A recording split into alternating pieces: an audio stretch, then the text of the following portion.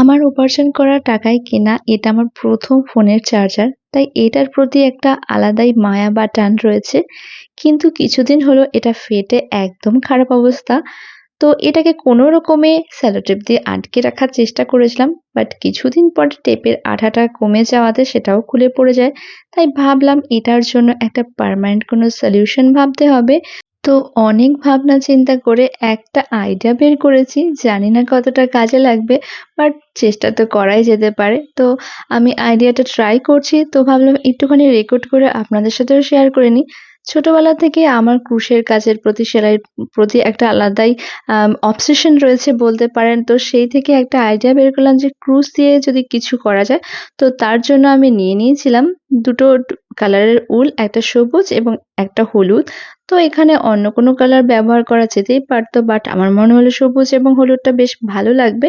তো এর জন্য আমি ১ম এ সবুজ উলটা নিয়ে নিলাম এবং সেটাকে চেইন করে নিলাম। প্রায় ১১-১২টা মতো চেইন করেছিলাম, গুনিনি।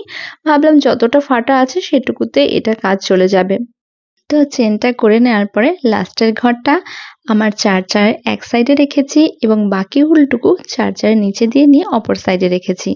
এবার লাস্টের ঘরটায় যে ক্রুশ আটকানো ছিল সেটা দিয়ে অপর সাইড থেকে একটু উল টেনে এনে আবার একটা ঘর বানিয়ে নিলাম এবং ঘরটা বানানোর পরে লাস্টের ঘরের আগের যে ঘরটা রয়েছে সেখান থেকে কাঁটাটা আবার ঢুকিয়ে নিয়ে আবার অপোজিট সাইড থেকে একটু উল টেনে আরেকটা ঘর বানিয়ে নিলাম এবং সেটাকে আবার উল দিয়ে সিকিউর করে নিলাম। যারা ক্রুশের কাজ জানেন তারা ভিডিওটা দেখলে আশা করি বুঝতে পারবেন, বাট যারা জানেন না তাদের জন্য আমি একটু বোঝানোর চেষ্টা করছি।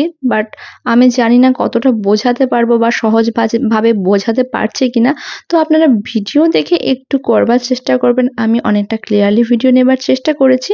তো এইভাবেই একটু একটু করে ঘর বাড়িয়ে আমি পুরো চেনটাকে কমপ্লিট করেছিলাম এবং চেনটা কমপ্লিট হওয়ার পরেই কিন্তু দেখুন তারটা একদম ভালোভাবে কভার হয়ে গেছে এবং ছেঁড়া বা ফাটা জায়গাটা কোনোভাবেই দেখা যাচ্ছে না এবং সেটা কিন্তু খুব ভালোভাবে সিকিউর হয়ে গেছে।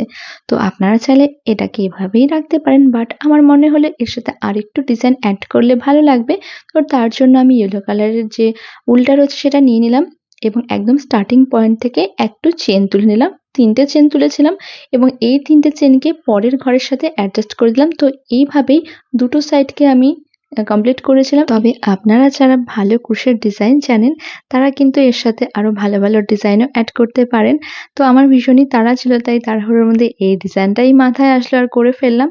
এরপরে লাস্টের ঘরটাকে উলটা কেটে নিয়ে সিকিউর করে দিলাম এবং বাদবাকি যে ছোটখাটো উলগুলো ছিল সেগুলোকেও কাঁচি দিয়ে কেটে নিয়েছিলাম।